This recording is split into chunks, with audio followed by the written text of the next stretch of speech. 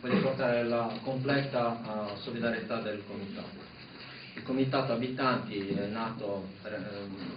dalle esigenze legate agli interventi urbanistici realizzati nel quartiere,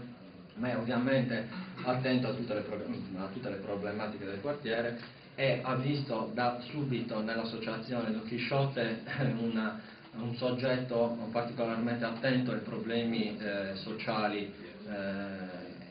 culturali, sociali e quindi anche dal loro punto di vista politici del quartiere, e come tale non può che essere solidale all'associazione in questo momento in cui probabilmente il morale dei membri dell'associazione è un po' a terra. Voglio portare la solidarietà e ovviamente offrire tutto il sostegno anche materiale oltre che morale dei membri del comitato, che comunque rappresenta buona parte della cittadinanza del quartiere. Quindi da nostra parte ci sarà tutto il sostegno perché l'associazione possa riprendere l'attività per la quale